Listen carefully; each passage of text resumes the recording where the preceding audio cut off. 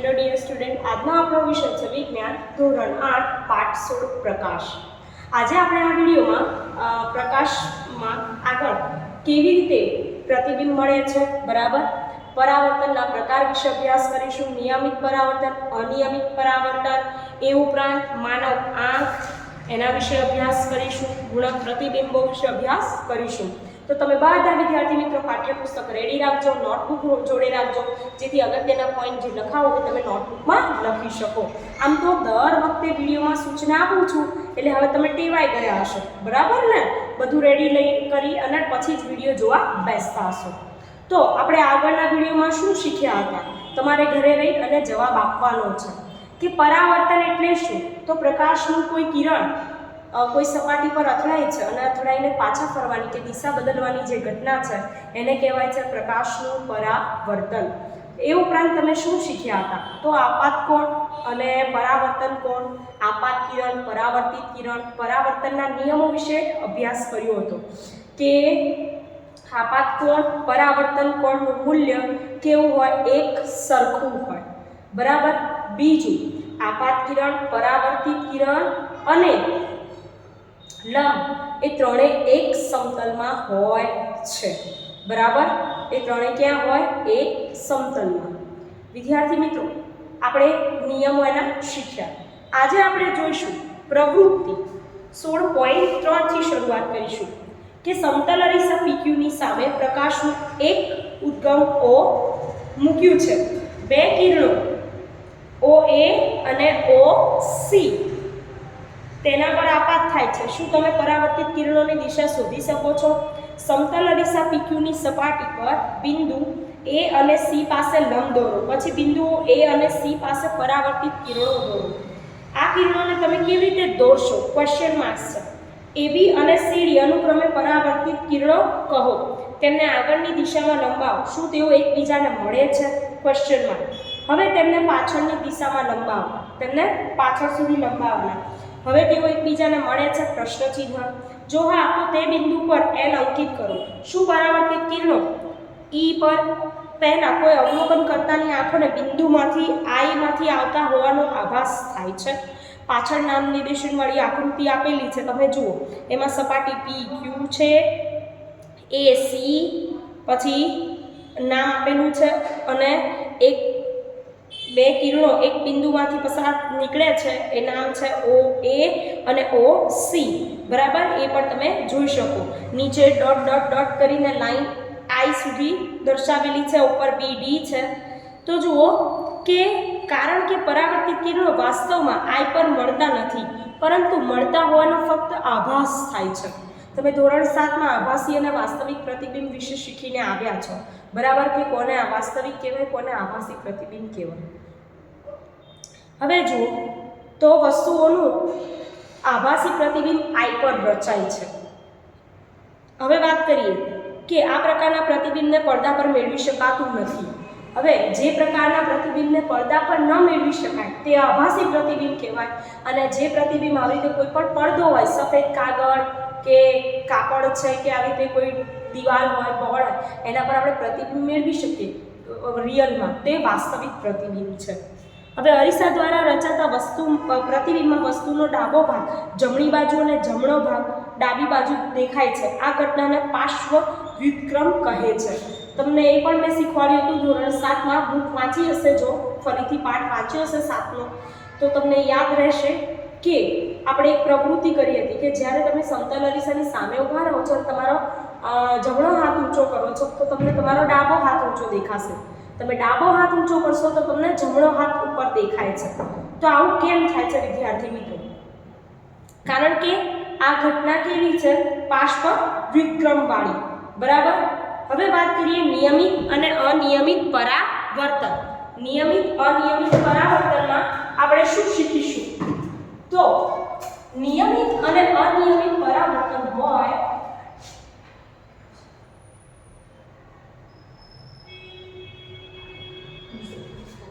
તો નિયમિત અનિયમિત પરાવર્તન જે હોય છે એ કેવી રીતે થશે એની આકૃતિ તમને દોરીને હું સમજાવીશ. અને વ્યાખ્યા પણ લખાવીશ તો તમે મારી સાથે વ્યાખ્યા અને આકૃતિ બંને કરજો.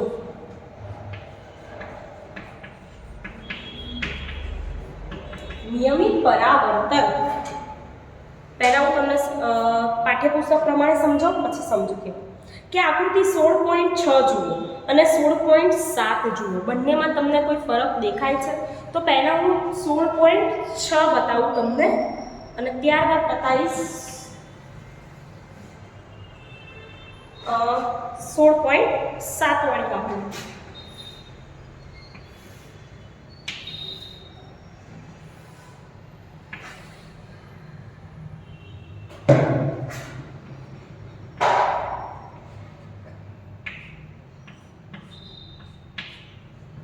આવી રીતે કિરણની આકૃતિ છે નિયમિત અને અનિયમિત પરાવર્તનની. તો જુઓ, અનિયમિત સપાટી પર આપાત થતા સમાંતર કિરણો. સપાટી કેવી છે? અનિયમિત છે. આ જે સપાટી છે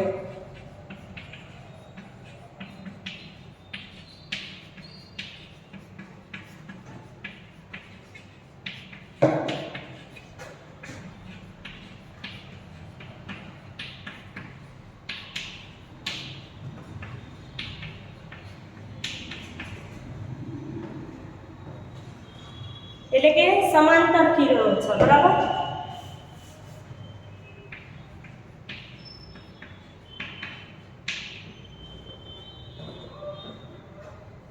હવે અનિયમિત સપાટી પરથી પરાવર્તિત કિરણો, એની બીજી આકૃતિ છે એ જુઓ, અંદર તમને દેખાશે, બરાબર? પરાવર્તિત થતા કિરણોની તમે આકૃતિ જુઓ.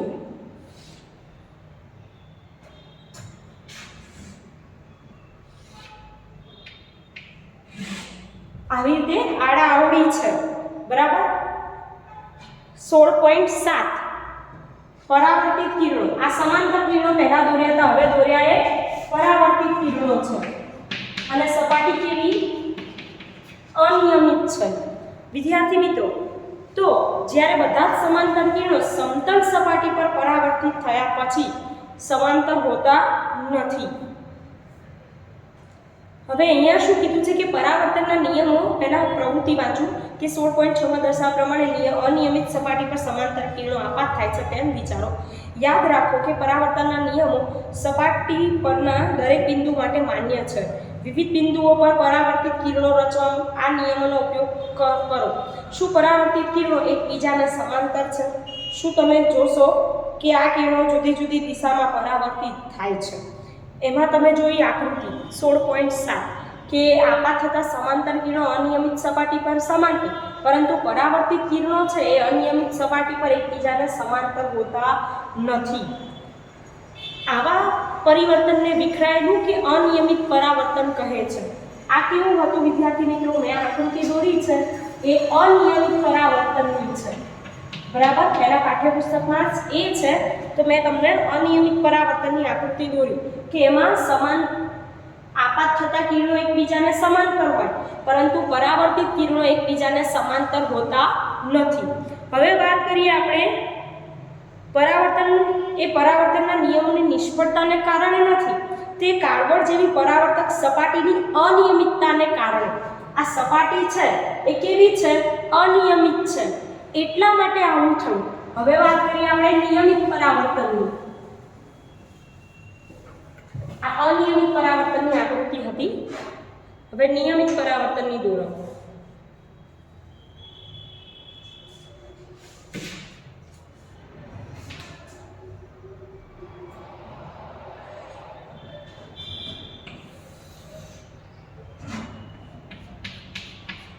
આ એક સમતલ અરીસાની સપાટી છે, રાઈટ?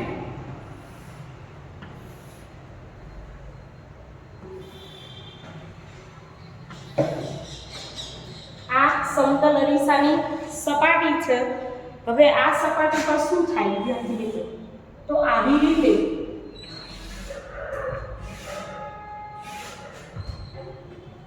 તમે જોઈ શકો છો કે આ પરાવર્તિત કિરણો છે, આ આ જે આપાત કિરણો છે એને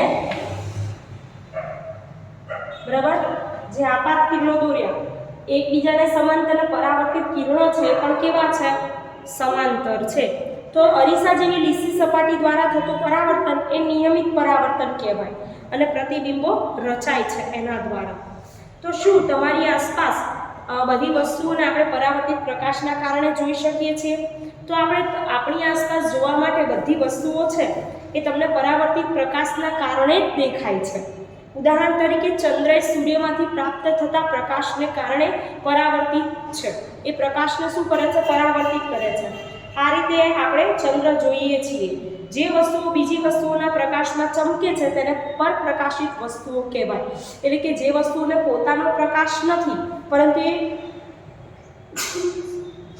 વિદ્યાર્થી મિત્રો બીજાના પ્રકાશને લીધે ચમકે છે એને પરપ્રકાશિત વસ્તુઓ કહેવાય છે શું તમે આવી અન્ય વસ્તુઓના નામ આપી શકો તો હા ઘણા બધા એવા છે કે જેને પોતાનો પ્રકાશ હોતો નથી થોડી એવી વસ્તુઓ કે જે સ્વયંના પ્રકાશને ઉત્સર્જિત કરે છે જેમ કે સૂર્ય આગ મીણબત્તીની જ્યોત વિદ્યુત બલ્બ તેમનો પ્રકાશ આપણી આંખો પર પડે છે અને જે વસ્તુઓ પોતાનો પ્રકાશ ઉત્સર્જિત કરે તેને સ્વયં પ્રકાશિત વસ્તુઓ કહેવાય છે પરપ્રકાશિત સ્વયં પ્રકાશિત બંનેમાં તફાવત પોતાની જાતે પ્રકાશનું ઉત્સર્જન કરે સ્વયં પ્રકાશિત અને બીજાના પ્રકાશથી પ્રકાશે એને કહેવાય પરપ્રકાશિત તો પહેલા હું તમને નિયમિત અને અનિયમિત પરાવર્તનની વ્યાખ્યા લખાવું એ તમે લખજો મારી સાથે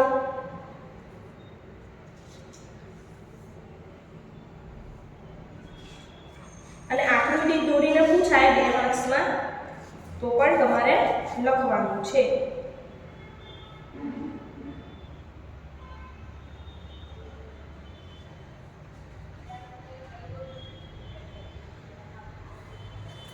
હું તમને ટૂંકમાં લખાવીશ વ્યાખ્યા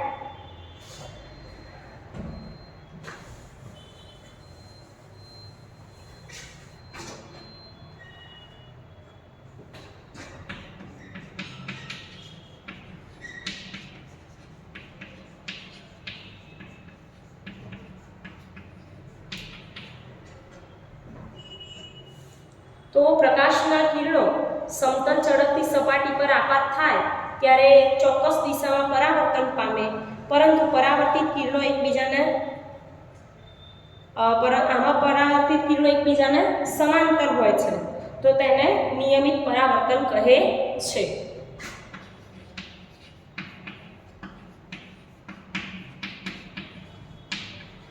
જ્યારે પ્રકાશના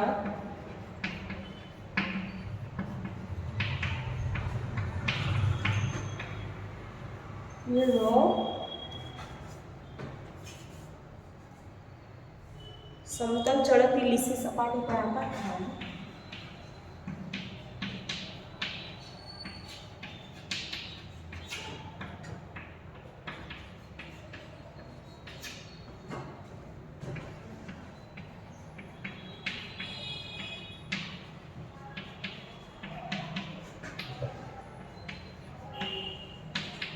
છે ત્યારે બધા કિરણો એક ચોક્કસ દિશામાં પરાવર્તન પામે છે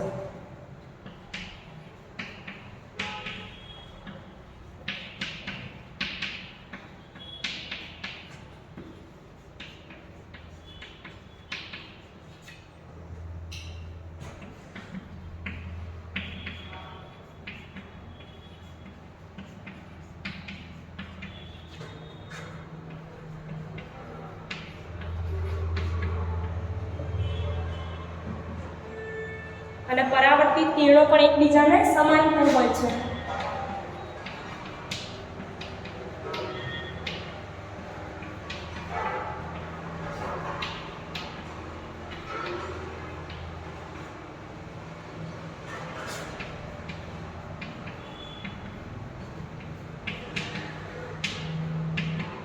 તો આવા પરાવર્તનને કેવું કહેવાય નિયમિત પરાવર્તન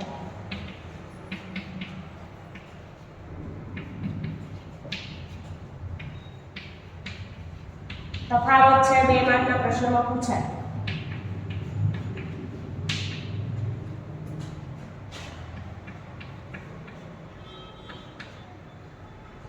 હવે જોઈએ અનિયમિત પરાવર્તન.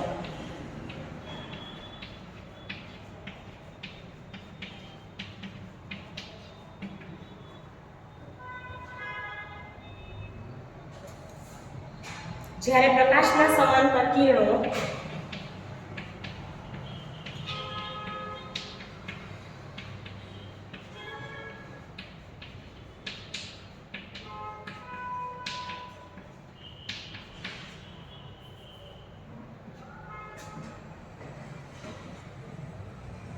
ખરબચડી સપાટી પર આપાત થાય છે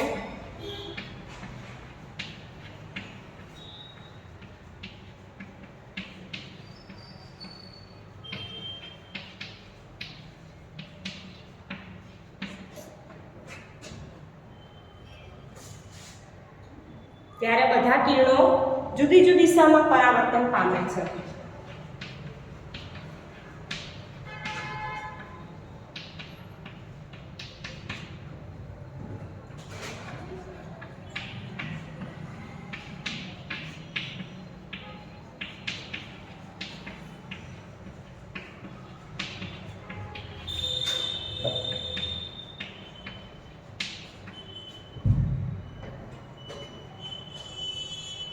એકબીજાને સમાંતર હોતા નથી.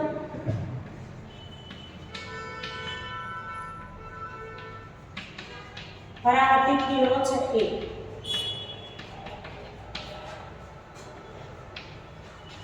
એને અનિયમિત પરાવર્તન કહે છે.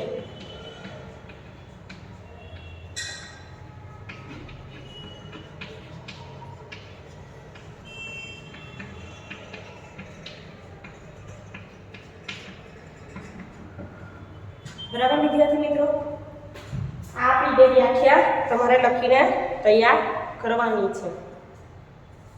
હવે આપણે આગળ જોઈએ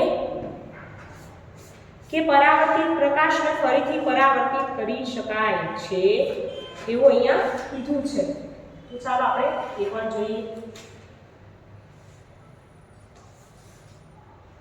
કે છેલ્લે તમે જ્યારે હેરડ્રેસરની મુલાકાત લીધી હતી તે યાદ કરો. તે તમને અરીસાની આગળના ભાગમાં બેસાડે છે. તમારા વાળ કાપવાનું કાર્ય પતી જાય તે પછી તમારા વાળ કેવા કપાયા છે તે બતાવવા તમારી પાછળ એક અરીસો પકડે છે. હવે તમે હેરકટ માટે જાઓ, હેરકટ કરાયા પછી અરીસો પાછળ રાખી અને તમને આ સામેના અરીસામાં તમારા વાળ કેવા છે એ બતાવે છે, કેવા કપાયા એ. તો શું તમને ખબર કે તમારા માથાના પાછળના વાળ તમે કેવી રીતે જોઈ શકતા હતા? તો હા, પરાવર્તિત પ્રકાશને ફરીથી પરાવર્તિત કરી શકાય છે એટલા માટે. પેરિસ્કોપ તમને યાદ છે કે પેરિસ્કોપમાં બે સમતલ અરીસાનો ઉપયોગ કરવામાં આવે છે, બરાબર, અને એના દ્વારા પ્રતિબિંબ જોવા મળે છે. તો અહીંયા એ જ રીતે આપણે પરિવર્તિત પ્રકાશને ફરીથી પરાવર્તિત કરી શકીએ છીએ. કે પેરિસ્કોપનો ઉપયોગ ક્યાં થાય છે? ધોરણ 7માં આવી ગયું છે પેરિસ્કોપ, બરાબર. એનો ઉપયોગ સબમરીન, ટેન્ક તથા બંકરોમાં છુપાયેલા સૈનિકો દ્વારા બહારની વસ્તુઓ જોવા માટે થાય છે.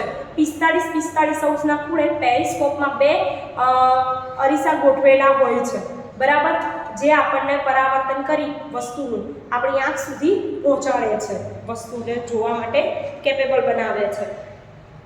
હવે વાત કરીએ આપણે આગળ ગુણક પ્રતિબિંબો વિશે કે ગુણક પ્રતિબિંબ એટલે શું.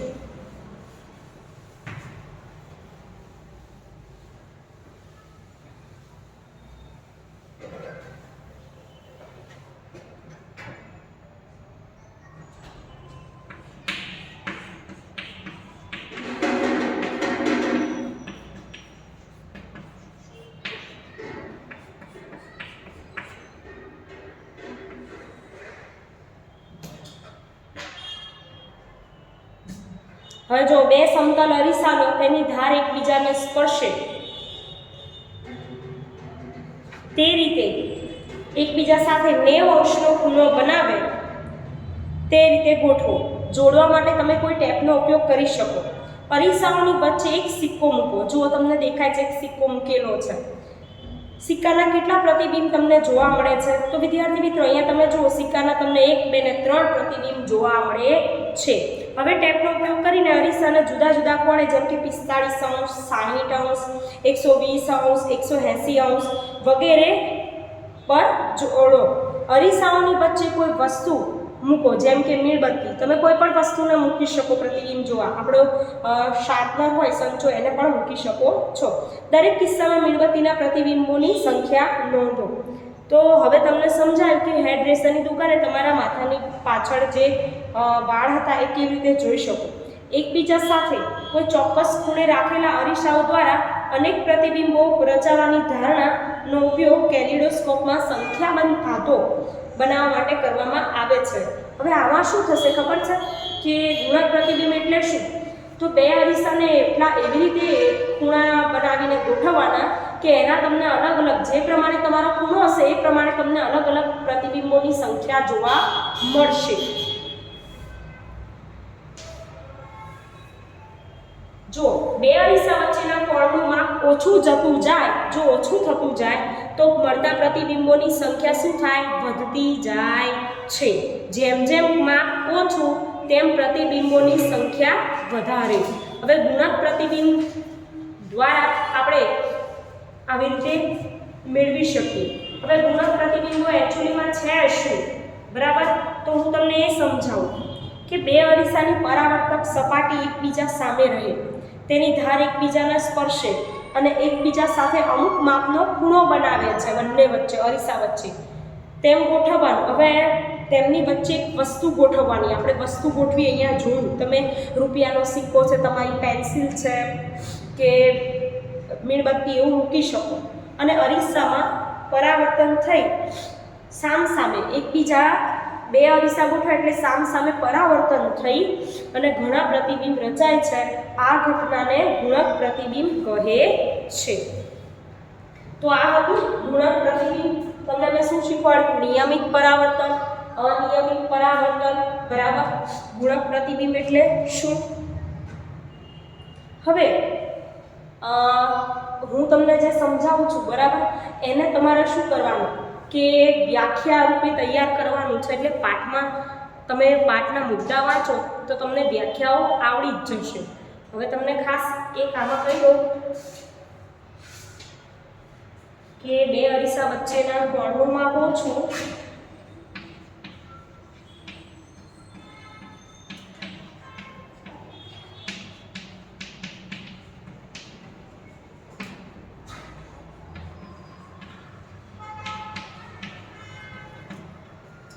હોય, બરાબર, તો પ્રતિબિંબોની સંખ્યા કેવી થાય? વધતી જાય.